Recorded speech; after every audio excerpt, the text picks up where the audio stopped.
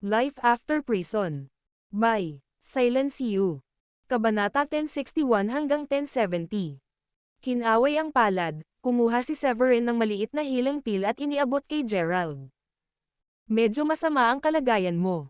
Kung tama ang aking pasya, kung gayon ang dalawa sa iyong mga tadyang ay maaaring nabali na, at may natitira pang dugo sa iyong katawan. Mabubuhay ka ng higit sa 2 araw kung hindi ka magpatingin sa doktor anumang oras sa lalong madaling panahon. Huminto si Severin at muling idinagdag. Ngunit maswerte ka na nasagasaan ako ng iyong kapatid. Heto, inumin mo ang tableta na ito. Magsisimulang gumaling ang iyong katawan ilang minuto pagkatapos kumain nito, at dapat ay ganap kang gumaling pagkatapos ng 1 oras. Ako. Hindi ko maaaring tanggapin ang isang bagay na napakahalaga. Nag-alinlangan si Gerald, pero uminom pa rin siya ng tableta. Medyo naging emosyonal siya nang sabihin niyang, pero, wala akong maibibigay sa iyo bilang kapalit. Ngumiti si Severin at sinabing, dinala ako sa iyo ng tadhana. Tsaka pareho tayong taga-Dracodem. Obligado akong tumulong sa aking kababayan. Nilunok ni Gerald ang tableta habang tinitiis ang sakit. Saglit silang nakipag-chat sa kanila ni Severin pagkatapos kainin ni Gerald ang tableta. Ang nangyari, sina Gerald at Gilly ay parehong namuhay ng masayang buhay noon. Parehong mga negosyante ang kanilang mga magulang, at lahat sila ay nanirahan sa Cherrydom pagkatapos lumipat doon. Ang kanilang ina ay isang napakagandang babae, at nakakalungkot na ang isa sa mayayamang negosyante ng Benfield City ay nagkagusto sa kanya at sinubukang ipilit ang sarili sa kanya. Galit na galit ang kanilang ama nang malaman niya ang nangyari, at dinala niya ang kanyang mga tauhan upang labanan ang umaatake. Sa kasamaang palad, wala sa kanila ang katugma ng kabilang partido, at lahat sila ay pinatay ng araw ding iyon. Si Gerald ay makitid na nakatakas sa kamatayan dahil pinuntahan niya si Gilly sa paaralan. Kinuha ng mayamang negosyante ang kanilang ari-arian matapos patayin ang pamilya ni Gerald, at napilitan si Gerald na maging pulubi kasama si Gilly. Ang mga bata mula sa Dracodem ay karaniwang iniiwasan kapag nag-a-apply para sa isang trabaho, at sa kalaunan ay humantong sila sa pagiging pulubi. Mukhang nag-improve ng husto ang iyong kutis. Sabi ni Severin kay Gerald matapos mapagmasdan ang kakulaitan ng bata.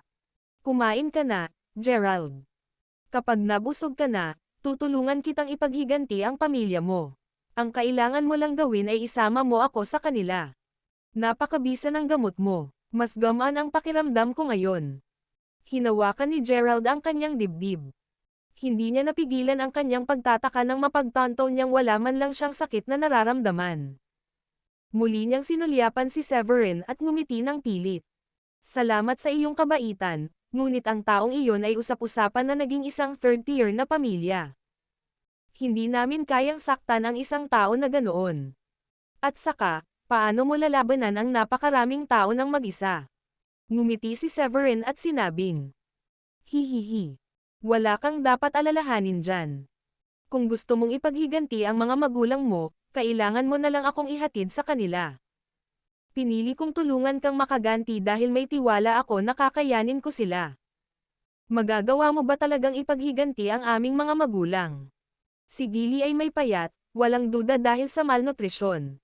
Gayunpaman, hindi nabawasan ni Katie Ting ang ningning sa malalaking mata niya. Tumanggaw si Severin.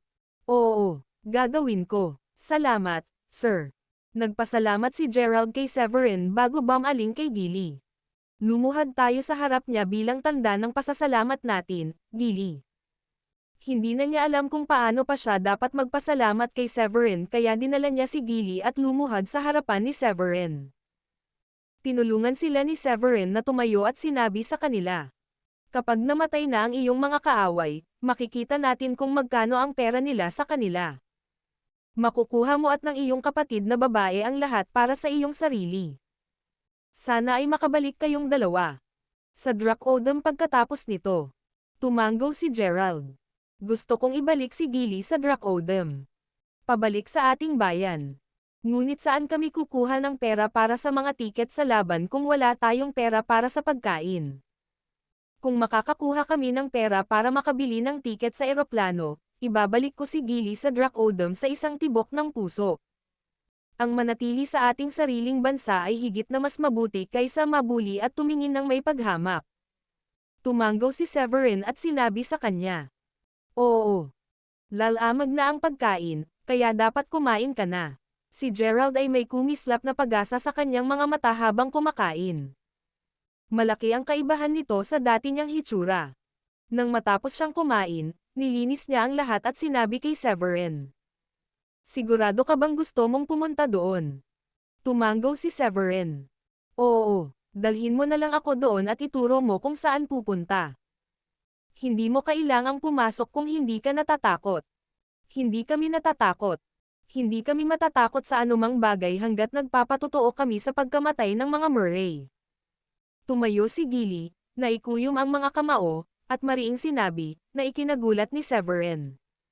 Sinabi ni Gerald. Sa totoo lang, matagal ko nang gustong ipaghiganti ang mga magulang ko, pero masyado kaming mahina ni Gili. Halos hindi na kami magkamot. Gayunpaman, oras na nakagatin sila pabalik ng karma. Tara na, Mr. Severin. Ihahatid na kita doon. Sa pangunguna ni Gerald, hindi nagtagal ay dumating si Severin sa isang lugar kung saan maraming vilya. Ayan. Doon nakatira ang mga Murray. Ang nanay ko at tatay ko ay parehong namatay sa kamay nila. Galit na galit ang ekspresyon ni Gerald at mas lalo niyang ikinuyom ang mga kamao. Tumanggaw si Severin at pumasok. Papasok na ba ang mga Murray? Lumabas ka rito at salubungin ang iyong wakas. Ibinuga ni Severin ang kanyang boses ng espiritual na enerhiya at humiyaw. Ang pahayag ay umabot sa bahay, at narinig ng lahat ang kanyang sinabi. Sino ito? Maglakas loob ka bang gumawa ng gulo dito sa Murrays? Hinihiling mong patayin ka. Mahigit 100 bodyguard ang sumugod. Ang isa sa mga lalaki ay may hawak na espada, na inihampas niya patungo kay Severin. Isang mabangis na putok ng lakas ng espada pagkatapos ay dumiretso kay Severin sa bilis ng kidlat. Sa pagtataka ng lahat, nakatayo lang si Severin doon at hinamon ang kanyang espiritual na enerhiya sa kanyang kamao. Pagkatapos, paimpol niyang sinuntok ang sword energy na paparating sa kanya. Kasunod ng matunog na boom mula sa impact, ang nakamamatay na sword energy na iyon ay walang kahirap-hirap na winasak ni Severin. Paano? Ang pag-atake ko. Nawala lang. Ang lalaki ay may disenteng tagumpay at naabot na niya ang antas ng unang Warrior King. Ang lakas ng espada na ginawa niya kanina ay hindi isang bagay na kayang tiisin ng mga ordinaryong tao, ngunit pinaalis ito ni Severin nang hindi pinagpapawisan. Gamit ang isang kaway ng kanyang kamay, ngumiti siya ng maluwag habang binunot ang kanyang espada. Sabay-sabay kayo na lumapit sa akin, mga lalaki. Iyan ay magliligtas sa akin ng problema sa pag-aaksaya ng aking espiritual na enerhiya. Parami ng parami ang nagsimulang sumugod palabas. Nang may humigit kumulang 70 o 80 tao sa kanyang harapan, walang pagdadalawang isip na ibinato ni Severin ang kanyang espada. Rose Petal Rain. Biglang lumitaw ang mga talulot ng rosas at lumipad pasulong. Hindi nagtagal ay nagkaroon ng mga pagsabog, at walang pag-atake ang makatiis sa lakas ng mga talulot ng rosas ni Severin. Ang kanilang mga pag-atake ay nawasak sa loob ng ilang segundo, at ang kanilang mga katawan ay nagsimulang sumabog sa mga piraso pagkatapos ng mga talulot na nakakabit sa kanila. Nagkatinginan sina Gerald at Gili sa likod ni Severin. Hindi nila kailanman pinangarap na ang mga taong pinaniniwalaan nilang napakakapangyarihan ay mauuwi sa pagiging mahina sa mga kamay ni Severin. Pinatay niya ang mga ito nang hindi gaanong iniangat ang isang daliri. Mamatay ka, anak. Sumugod ang pinuno ng mga Murray kasama ang ilang malalakas na lalaki. Nang makita niya ang mga bangkay ng kanyang mga namatay na kapamilya, nagalit siya at nagsilabasan ang mga ugat sa kanyang noo. Sa sandaling iyon, sinubukan niyang ilabas ang kanyang mga diskarte kay Severin, ngunit siya at ang kanyang mga tauhan ay walang kapangyarihan bago si Severin at namatay sa halos ilang segundo. Matapos silang patayin, sinuri ni Severin ang lahat ng kanilang spatial ring. Sa kasamaang palad, mayroon lamang 100 o higit pang mga espiritual na halamang gamot na nakapaloob sa loob, at karamihan sa mga ito ay mga unang baitang. Medyo nawalan ng masabi si Severin nang makita iyon. Marahil ang Benfield City ay isa sa mga hindi gaanong maunlad na lungsod sa Cherrydom, at ang mga Murray ay malamang na walang ganoong karaming espiritual na halamang gamot dahil ang kanilang pamilya ay itataas lamang ang kanilang katayuan sa isang pangatlong antas ng pamilya. Gayunpaman, nakita ni Severin ang ilang milyon na cash sa kanila, at ang kabuuan kabilang ang mga cash at gold bar na natagpuan sa safe ay hindi maliit na halaga. Hindi mo madadala ang mga villa, ngunit makukuha mo ang lahat ng alahas, lahat ng mahahalagang likhang sining, at lahat ng pera. Inimpake ni Severin ang lahat at iniabot kay Gerald. Pagkatapos ay sinabi niya, "Dadalhin ko kayong dalawa para kumuha ng mas disenteng damit. Pagkatapos ay bibilhan kita ng one-way flight pabalik sa Dracodem. Maraming salamat. Tatandaan ko ang iyong kabaitan sa natitirang bahagi ng aking buhay." Napaluha si Gerald at muling lumuhad kay Severin. Sa sandaling dinala sila ni Severin upang ibenta ang lahat para sa pera, nagparehistro siya ng isang bank account at isang bank card para sa kanila. Pagkatapos noon, nag-shopping sila ng mga damit bago tuluyang bumili ng flight ticket. Gabi na nang matapos nila ang lahat. Pumasok silang tatlo sa isang restaurant para kumain. "Salamat sa iyo na makakabalik kami ni Gilly sa Dracodem bukas. Hindi magiging maayos ang buhay namin kung wala ka." May mga $4.2 milyong sa loob ng bank account ni Gerald. Iyon ay higit pa sa sapat para sa kanya at sa kanyang kapatid na babae na mamuhay ng comfortable sa kanilang pagbabalik sa Dracodem. Ngumiti lang si Severin at sinabing, "Siguraduhin mo lang na mamuhay ka ng ligtas at masaya kasama ang kapatid mo sa pagbabalik mo." Pagkasabi noon, nagpa siya si Severin na magtanong, "Nga pala, iniisip ko kung narinig mo na ba ang isang organisasyon na tinatawag na Keynes Hall." Hindi pa rin siya umaasa, dahil alam niyang napakaliit ng pagkakataong malaman ni Gerald ang tungkol sa kanila. Sa gulat niya, tumanggaw si Gerald. "Oo, narinig ko na sila dati. Maliit lang ang puwersa nila, at wala silang masyadong miyembro, masasabi kong mabubuting tao sila. Kapag may nakilala silang mga pulubi mula sa Dracodem, bibigyan nila tayo ng pagkain sa kanilang inisyatiba." "Nga pala, bakit mo sila tinatanong? Natutuwa akong malaman mo ang tungkol sa kanila. Dumating ako sa Cherrydom dahil ang pangunahing layunin ko ay hanapin ang Keynes Hall."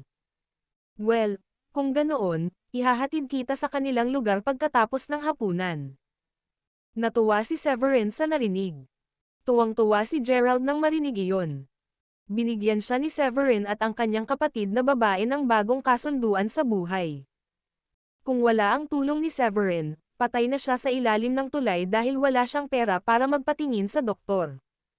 Kung nangyari iyon, hindi niya maisip kung ano ang mangyayari sa kanya sa ibang bansa. Labis siyang natuwa nang matulungan niya si Severin. "Ha. Sigurado." Tumawa si Severin at nagsali ng isang baso ng red wine. "Mag-toast tayo." Tumanggaw si Gerald. Itinaas niya ang baso ng fruit juice at nag-clink ng baso kay Severin. Pagkatapos kumain, sinundan ni Severin si Gerald sa isang villa. Walang masyadong villa sa lugar, at ang lugar ay matatagpuan sa medyo liblib na bahagi ng lungsod. Saktong dumating si Severin nang marinig ang malakas na boses ng isang babae. "Hindi ako magpapakasal sa kanya. Wala akong pakialam sa sasabihin mo. Hinding-hindi ako magpapakasal sa lumang bag na iyon." Dumating ang isang dagandong mula sa loob ng villa. Papalabas na ng villa ang babaeng sumigaw niyan. "Pigilan mo siya. Dalhin mo siya sa kwarto niya at ikulong mo siya doon."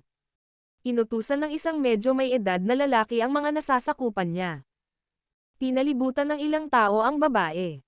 Si Severin, kasama sina Gerald at Gilly, ay nakita ng dalawang gwardya habang nakatayo silang tatlo sa gate. Nang tangkaing pumasok ni Severin, ang isa sa kanila ay walang pakundangan na nagtanong, "Ano ang tinitingnan mo?" Ngumiti ng mahina si Severin. "Sinusubukan kong alamin kung ano ang nangyayari doon. Baka makatulong ako." Dir-diretso siyang naglakad sa gate habang nagtataka siyang pinagmamasdan ng dalawang gwardya.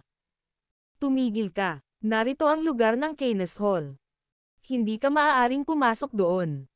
Hinabol ng dalawang gwardya si Severin at sinunggaban siya pagkatapos makabawi mula sa kanilang pagkataranta. Gayunpaman, inilipat ni Severin ang kanyang mga iniisip sa pagpapakawala ng kanyang espiritual na enerhiya. Malakas ang pressure para itulak pabalik ang dalawang lalaki.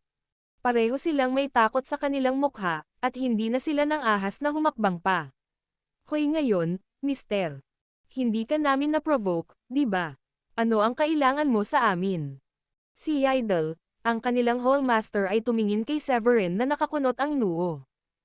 Marami na siyang bagay na dapat harapin, at ang pagdaragdag ng isa pang potensyal na sakit ng ulo ay dumating bilang isang hindi kanais-nais na sorpresa para sa kanya. Si Severin, ang nanghihimasok na pumasok, tila mataas ang natamo, at nalulula na siya sa mga nangyayari. Ngumiti si Severin at sinabi, "Gusto kong makilala ang iyong hallmaster." Napangiti si Vidal at sinabing, "Kausap mo siya. Ang pangalan ko ay Yidel Zameren." Kumunot ang noo ni Severin nang tingnan niya ang nakuha ni Yidel. Inihanda niya ang kanyang sarili na harapin ang posibilidad na maaaring hindi masyadong mataas ang natamo ni Yidel, ngunit labis siyang nadismaya na si Yidel ay isang level 8 Profound Master lamang. "Ikaw si Yidel." Tumingin sa kanya si Severin bago sinulyapan ang galit na babae. Hindi niya maiwasang magtanong. At ano ang sitwasyon niya? Well, gusto siya ng anak ng leader ng Dark Knight Gang, gusto niyang pakasalan ko siya. Wala akong magagawa kundi ang mag-oo, kung hindi, masisira ang buong Canis Hall. Tumingin si Yidel sa kanyang anak at bumantong hininga. Walang ibang paraan. Hindi ko rin gustong isakripisyo ang aking anak, ngunit mayroon na ngayong 800 miyembro ang Canis Hall. Kinailangan ko ng maraming pagsisikap para makarating dito, at hindi ko kayang hayaang masayang ang maliit na pag-unlad na iyon, tama ba? Pero tatay. Malungkot na sumimangot si Alicia. Ha, hindi ba't sinabi ng matandang wako na iyon na pupunta siya para hanapin tayo at protektahan tayo? Ni minsan ay hindi ko pa siya nakitang nagpakita. Malamang nagsisinungaling lang siya sa atin.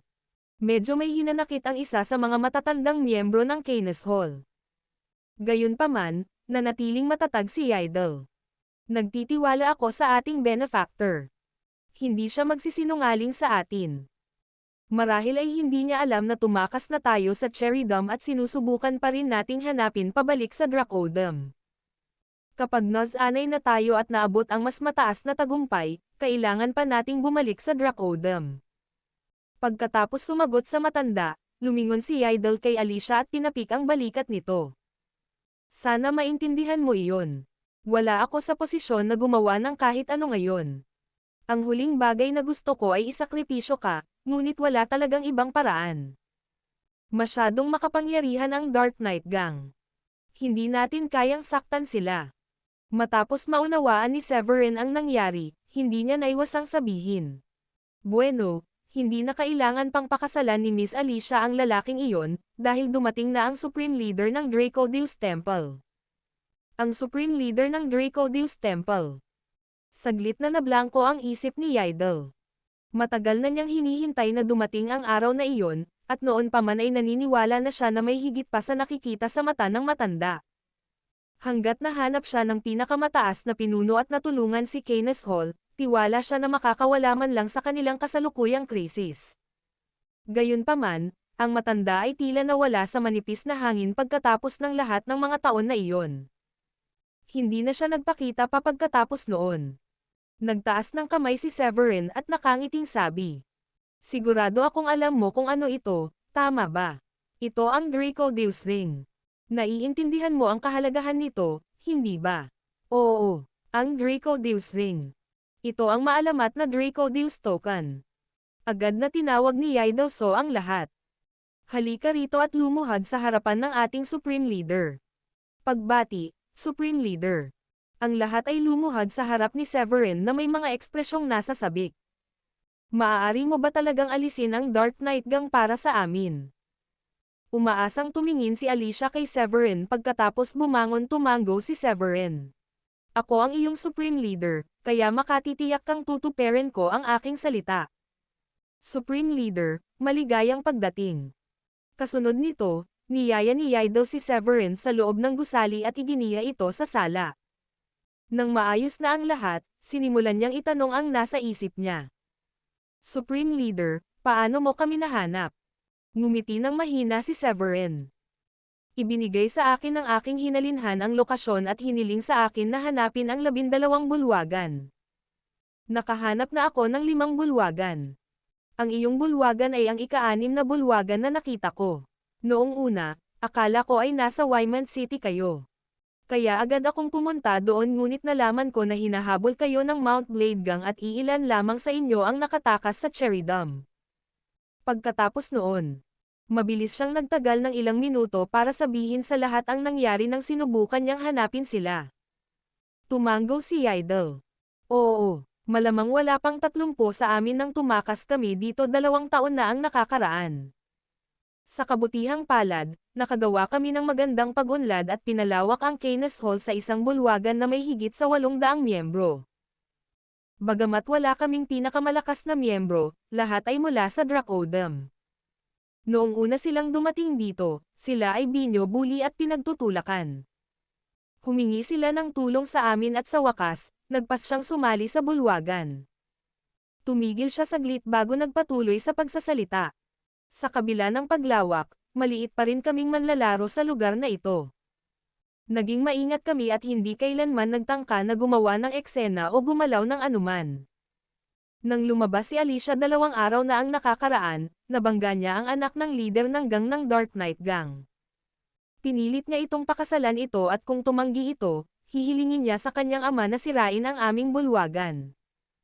Kaya pinag-iisipan kong mabuti ito kung paano ako makakaalis. Muli, mahinang ngumiti si Severin. Huwag kang mag-alala. Hindi naman malaking problema. Inaasikaso ko ang lahat kung magpapakita ang Dark Knight Gang. Sa kabila noon, nag-aalala pa rin si Alicia. Supreme Leader, hindi ako nagdududa sa kakayahan mo. Pero mas maraming miyembro ang Dark Knight Gang kaysa sa atin at karamihan sa kanila ay mas malakas kaysa sa atin.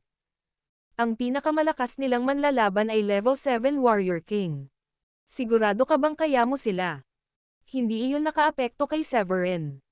Huwag kang mag-alala. Hindi sila magiging problema. Oh, siya nga pala, ang pangunahing dahilan kung bakit ko nahanap ang Keynes Hall ay dahil sa mga magulang ni Trudy. Sila ang nagsabi sa akin na nandito kayo. Biglang sabi ni Severin. Ako si Trudy. Kumusta ang aking magulang? Biglang lumapit ang isang babae sa kanyang 40 at nagpakilala. Nang sumagi sa kanyang isipan ang kapakanan ng kanyang magulang, namula ang kanyang mga mata. Binigyan siya ni Severin ng isang nakakatiyak na ngiti. Huwag kang mag-alala. Magaling sila. Binigyan ko sila ng isang halaga ng pera noong umalis ako. Ito ay sapat na upang tumagal sila sa natitirang bahagi ng kanilang buhay. Salamat, Supreme Leader. Sabi ni Trudy na may labis na pagpapahalaga. Sumagot si Severin. Huwag kang mag-alala. Kapag naayos na natin ang lahat dito, maaari na kayong bumalik sa Dracodem. Pinatay ko ang pinuno at mga elder ng Mount Blade Gang. Ang Mount Blade Gang ay ganap na nawasak ngayon. Kaya't huwag kayong mag-alala na muli nilang sususundan kayo kapag bumalik kayong lahat sa Dracodem. Habang patuloy sila sa pag-uusap. Sa wakas ay naunawaan na ni Yaidel ang kasalukuyang sitwasyon pabalik sa Dracodem at nakaramdam ng labis na pagkabalisa.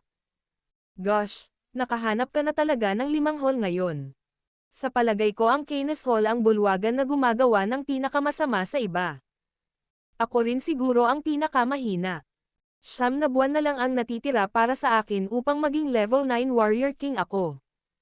Hindi ko alam kung ito ay posible kahit gawin ko ang lahat ng kaya ko. Gayunpaman, hindi nag-alala si Severin. Pinitik niya ang palad at kumuha ng 2nd grade low rank pill para ipasa kay Yaidel. Huwag kang mag-alala. Tiyak na magagawa mo ito kapag nandito ako. Isa akong alchemist. Ang kailangan mong gawin ngayon ay inumin ang pill na ito at maging isang level 1 warrior king. Ito ay isang 2nd grade low rank alchemist pill. Tiningnan ni Yaidel ang alchemist pill. Nasa sabik na nanginginig ang boses niya.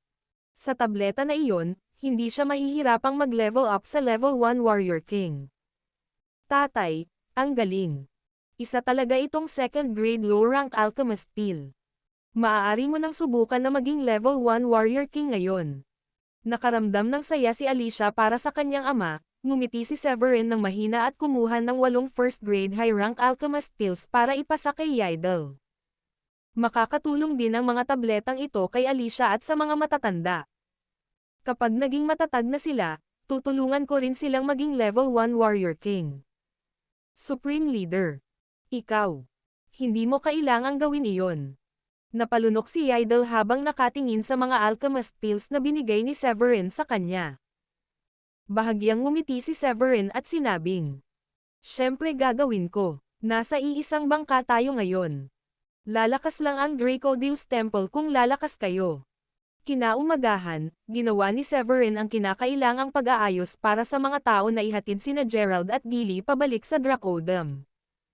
Dahil si Yaedel at ang iba ay may tableta, nanatili sila sa bahay upang makuha ang kapangyarihan mula sa tableta para gumawa ng mga tagumpay sa kanilang pagsasanay. Pagsapit ng gabi, lahat sila ay nakagawa ng mga tagumpay sa kanilang pagkamit. Karamihan sa mga naabot ng mga miyembro sa Canis Hall ay medyo mababa at sila ay nangangailangan ng first grade na mga tableta. Nagkataon, si Severin ay mayroon pa ring stock ng mga unang gradong espiritual na halamang gamot. Kaya, ginugol niya ang hapon sa paggawa ng higit sa 20 first grade high rank alchemist pills at ipinasa ang lahat ng ito kay Yaedel. Supreme Leader. Ang average na lakas ng Canis Hall ay tataas sa tulong ng mga alchemist pills na ito. Halata naman, ang puso ni Yaedel ay nagbobomba ng adrenaline habang nakatingin sa mga alchemist pills na binigay sa kanya ni Severin. Ngumiti ng mahina si Severin at tumango. Wala ng Canis Hall o ang iba pang 11 bulwagan sa hinaharap. Kapag nahanap ko na ang lahat ng bulwagan at natipon ko na ang lahat, magiging miyembro kayo ng Dracodeus Temple at hindi na magkakahiwalay ng mga bulwagan. Ang pangunahing layunin ko ay pataasin ang inyong tagumpay. At ang iyong anak na babae din. Sana lahat ay maging isang warrior king sa lalong madaling panahon. Yes, sir. Gagawin ko lahat ng hiling mo. Magalang na sabi ni Yaedel habang sumasaludo kay Severin. Nang sumapit ang gabi, inilabas ni Yaedel at ng iba pa si Severin para kumain ng masasayang hapunan. Kinaumagahan. Dinala ni Joa ang kanyang mga tauhan sa Canis Hall. Alicia, handa ka na ba? Nang makarating na siya sa pinto, sumigaw siya ng malakas na mayabang. Bukas na ang kasal at sa sanduan kita bukas ng umaga. Hahaha. Hindi na ako makapaghintay na gawin kitang asawa. Nanaginip ka. Hinding-hindi kita pakakasalan. Si Alicia ay namamasyal sa hardin nang marinig niya iyon.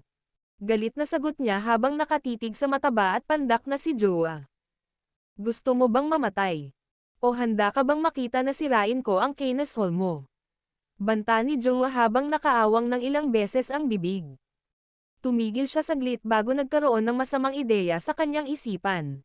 Nako, nakalimutan kong sabihin sa'yo. Hindi ka nalalayo kahit sirain ko na ang Canis Hall, hahabulin pa rin kita at sa huli, ikaw pa rin ang magiging babae ko. Ang pinagkaiba ay hindi kita palalayawin o mamahalin katulad ng ngayon. Naiintindihan mo ba? Kaya ito ang paraan ng Dark Knight gang na ayusin ang anumang problema. Nanunuya si Severin habang papalapit sa pinto at tumingin kay Joa. Hoy, nandito ako para protektahan ang Canis Hall ngayon. Kaya kung ikaw ay sapat na matalino upang malaman ang mas mahusay, dapat mong ihinto ang anumang plano na nasa isip mo. Kung hindi, magsisisi ka. Saan ka nanggaling? Tumingin si Joa kay Severin at sinabing, mukhang sinusubukan mong maging bayani dito. Sasabihin ko ito minsan sa mukha mo. Pakakasalan ko si Alicia anuman ang mangyari. Si Severin ay hindi naabala o natakot. Tumawa siya, wag mo nang isipin iyon, si Alicia ay aking nasasakupan at hindi kita pinapayagang pakasalan siya. Kung ayaw niyang pakasalan ka, walang makakapilit sa kanya na gawin iyon. Labis na galit at nakakataba ng puso ang naramdaman ni Alicia matapos marinig ang sinabi ni Severin. Napakasarap sa pakiramdam na may isang taong protektahan siya. Matagal na panahon na rin simula nang maramdaman niyang protektado siya. Sa wakas, may isang malakas at maaasahang magpoprotekta sa Canis Hall. Sa wakas ay natagpuan na sila ng kanilang Supreme Leader at sa pagkakataong ito ay nagligtas sa kanila. Gago ka ba? Gusto mo na bang mamatay? Hindi akalain ni Joa na magkakaroon ng lakas ng loob si Severin na kausapin siya ng ganoon. Tinuro niya at inutusan ang mga tauhan niya. Patayin mo siya. Tingnan natin kung gaano siya kalakas para pigilan akong pakasalan si Alicia. Ang pag-ikot na ito ni Joa ay nagdala ng ilang malalakas na lalaki kasama niya. Ang pinakamalakas sa lahat ng lalaki ay isang level 3 Warrior King. Sa makamundong mundo, bihira na magkaroon ng mga normal na tao na may ganoong kataasan. Pagkamit. Kalokohan. Ikaw ang humiling nito. Isang level 2 Warrior King ang nagtaas ng kamay at sinugod si Severin para tambangan si Severin ng biglaan. Nakatutok ang kamao niya kay Severin. Hindi mo alam kung sino ang huling tatayo. Sa kabila ng pagharap sa pananambang, isang mahinang ngiti ang naging reaksyon ni Severin. Iniangat din niya ang kanyang kamay at naghagis ng suntok para umatake. Habang nagsasalubong ang kanilang mga suntok, isang malakas na ingay ang sumabog. Pagkaraan ng isang segundo, ang level 2 Warrior King ay sumabog ilang talampakan ang layo. Nang bumagsak siya sa lupa, namutla ang mukha niya. Habang patuloy siyang umuubo ng dugo mula sa kanyang lalamunan, nabigo siyang tumayo. Paano nangyari iyon? Kailan nagkaroon ng Warrior King ang Canes Hall? Ang taong ito ay dapat man lang magkaroon ng level 3 Warrior King na natamong tagumpay. Nanlaki ang mga mata ng iba matapos itong masaksihan. Bago ito, hindi pa nila binibigyang pansin ang Canes Hall dahil alam nilang ang Hall Master ng Canes Hall ay isang level 8 Profound Master lang. Gayunpaman, ang hitsura ni Severin ay lubos na nagbago ng kanilang pananaw lalo na nang malubhan niyang nasugatan ang isang level 2 Warrior King sa isang suntok lamang. Lahat kayo. Atakihin niyo siya. Mukhang napakalakas niya. Hindi katakatakang naglakas loob siyang kumilos ng mayabang ngayon. Sigaw ni Joa habang kinuyam ng mahigpit ang kamao. Atake. Mabilis na sumalakay ang mga tauhan ni Joa matapos silang turuan. Sa kasamaang palad, ang mga taong ito ay masyadong mahina. Ilang suntok lang ay natalo na ni Severin ang mga taong iyon. Lahat sila ay nakahandusay sa lupa at patay na. Maging ang level 3 Warrior King ay may parehong resulta. Pinatay din siya. Nakahiga ang kanyang bangkay sa tabi ng kinatatayuan ni Joa. Hindi. Imposible. Pinagpapawisan si Joa habang namumuo ang takot sa kanyang puso. Tinuro niya si Severin. Patay ka na sa pakikialam sa Dark Knight Gang. Patay ka na. Pagkatapos noon, tumalikod na siya at gusto nang umalis. Sinabi ko bang pwede kang umalis? Ngumisi si Severin. Umirap siya at humarap kay Joa para pigilan si Joa na umalis. Sigurado ka bang maglakas loob kang patayin ako? Ang tatay ko ang gang leader ng Dark Knight Gang. Napaawang ang bibig ni Joa at nagbabanta. Napangisi si Severin. Napatay ko na ang napakarami sa iyong mga tauhan. Walang pinagkaiba ang pagdaragdag sa iyo sa listahan. Hindi. Teka. Ako. Pasensya na. Mangyaring hayaan ako. Nangangako ako na hindi na ako magdudulot ng problema. Sa sandaling iyon, napagtanto ni Joa na ang kanyang kalaban ay hindi kasing mahina ng kanyang inaakala. Mabilis na nag-isip ang isip niya. Agad siyang lumuhad kay Severin at humingi ng awa. Gayunpaman, hindi kumbinsido si Severin at hindi rin siya pipinahayaang umalis si Joa. Itinaas niya ang palad at hinampas ito sa ulo ni Joa. Pagkaraan ng isang segundo, patay na bumagsak si Joa sa lupa habang ang mukha nito ay takot na takot. Supreme Leader. Sa tingin ko darating ang Dark Knight Gang na hahanapin tayo anumang oras sa lalong madaling panahon. Napatulala si Yaidel at ang iba pa. Noong nakaraan, hindi sila nang ahas na magsalita man lang laban sa mga taong iyon. Gayunpaman, ilang minuto lang ang inabot ni Severin para patayin ang mga taong iyon. Bukod dito, walang pag-aalinlangan ng patayin ni Severin ang mga taong iyon. Siya ay tumpak at mapagpasyahan. Ngumiti ng mahina si Severin. Hindi na mahalaga. Hanapin na natin sila ngayon at huwag nang hintayin na hanapin nila tayo. Kung hindi, kailangan pa nating maglinis kapag namatay silang lahat dito. Pagkatapos noon, tiningnan niya ang mga bangkay at sinabing, maghanap ka ng maglilinis sa lugar na ito. Sigurado akong makukuha tayo ng magandang training resources mula sa Dark Knight Gang pagkatapos natin silang sirain. Medyo nag-aalala pa rin ako dahil lahat tayo ay taga Dracodem. Natatakot ako na hindi matutuwa ang ibang underground forces pagkatapos nating sirain ang Dark Knight Gang. Susundan ba tayo kung gagawin natin iyon? Nag-aalalang sabi ni Idol matapos itong pag-isipan. Ngumiti si Severin. Hindi mahalaga. Ang mga taong ito ng Cherrydom ay nababahala na ako mula pa noong nakaraan. Wala akong pakialam kung hindi sila dumating para inisin ako. Ngunit dahil ginawa nila ito, papatayin ko ang bawat isa sa kanila na gumawa nito hanggang sa hindi sila maglakasloob na gawin iyon. Natigilan ang lahat nang magsimulang magtaka kung ano ang nakuha ni Severin. Kung gaano kalakas si Severin na magkaroon ng katapangan at kamapangahas na magsalita ng mayabang. At muli, ang Mount Blade Gang mula sa Wyman City ay isang malaking gang din. Marami rin silang malalakas na miyembro. Gayunpaman, matagumpay silang nawasak ni Severin at napatay din ang kanilang leader ng gang. Gaya nga ng sinabi nito, hindi dapat maging problema para kay Severin na sirain ang Dark Knight Gang na may katulad na kapangyarihan sa pakikipaglaban gaya ng Mount Blade Gang. Matapos maalis ang eksena, hiniling ni Severin si Idol at ang iba pa na dalhin siya sa punong tanggapan ng Dark Knight Gang. Dapat ko bang dalhin ang lahat? Medyo nag-aalala pa rin si Idol dahil alam niya kung gaano karaming malalakas na miyembro ang Dark Knight Gang. Umaasa siyang mabibigyan ng tulong ng mga miyembro ng Keynes Hall si Severin. Gayunpaman, hindi nag-alala si Severin tulad ni Idol. Napangiti siya. Hindi na kailangan. Dalhin mo na lang ako doon. Maaari mong hilingin sa iba na pumunta para linisin ang eksena at tumulong sa pagkolekta ng ating mga nakawan mamaya. Oh, sige. Tumango si Idol.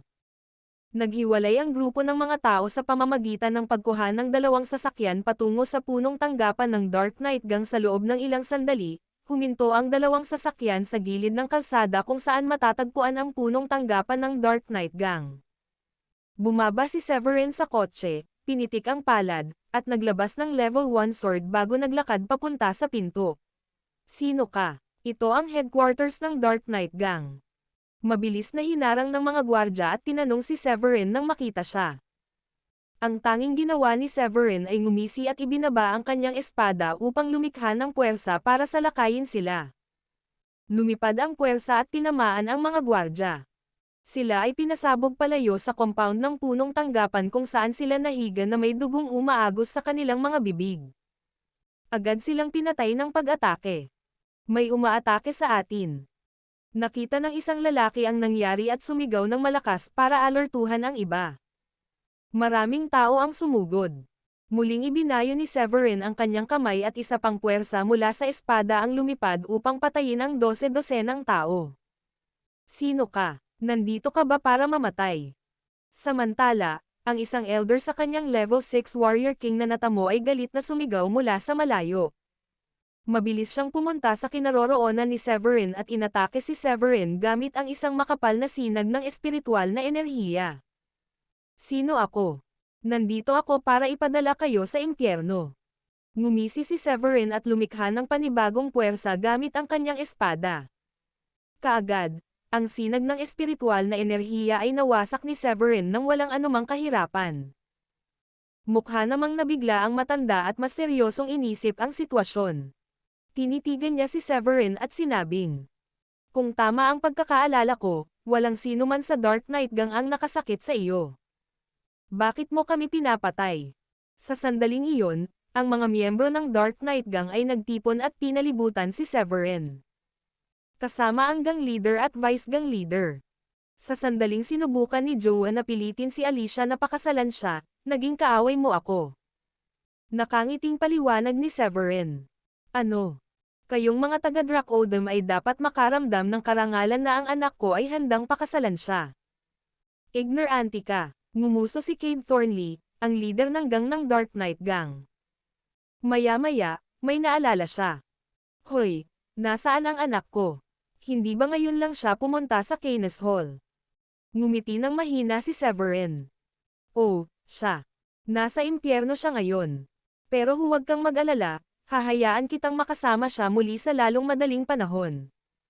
Bastos ka. Galit na nagngangalit si Cade. Itinaas niya ang kamay at galit na tinitigan si Severin.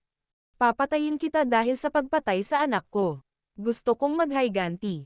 Inilipat niya ang kanyang espiritual na enerhiya sa kanyang kamao at sinisingil si Severin.